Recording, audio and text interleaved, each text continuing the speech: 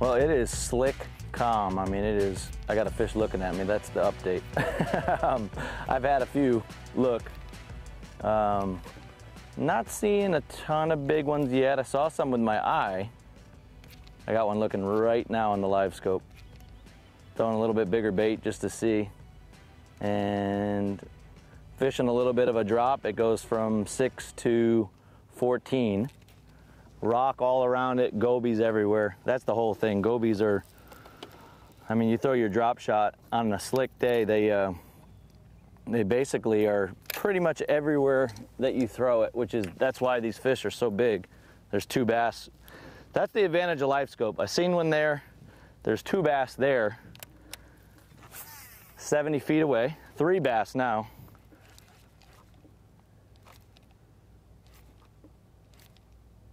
And I got them looking. Got them. Not a big one, but this is what I've been doing all week, except for the jerk bait. I started doing that day 2 at the end of the day. Problem with the jerk bait, I mean, you get some good bites, but you get these too.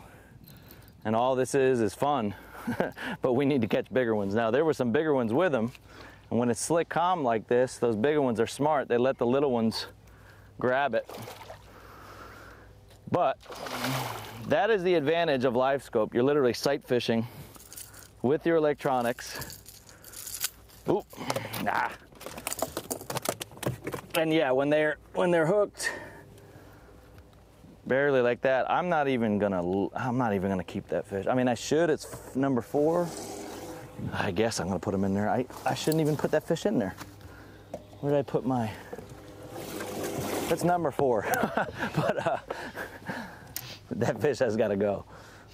It's amazing though. It's just a lot of fun once you and the one thing I can say, the new Garmin Live Scope Plus transducer, I'm running this. This is my 2nd event using it, and the clarity. I mean, the whole key this week is, if I get within 40 feet, 50 feet of those fish, they know the boat's there. So I have to get those fish to engage 60 to 80 feet. That's the sweet spot. Once you start getting close to 40, it's probably not gonna happen. So precise casts, see the fish. You can't, if you're seeing what direction he's swimming, if you throw it behind him, you actually spook him. If it comes to him, I mean, if you think about it like this, when a fish is chasing a minnow, the minnow never comes to the fish. So you have to, make sure that you can see that, what the fish is doing and make the right presentation. Just like if you're sight fishing on a flat, you're just doing it with your electronics. So that's the age that we're in right now. Garmin pioneered the live sonar. 2015 was the first year I used the regular Panoptics. Then they came out with Live Scope, and now this Live Scope Plus, and it's changed the way I fish. I use it a lot back home, and obviously there's a lot of guys on tour that are good with it, guys that have made a lot of money, using Live Scope. It's a game changer for sure.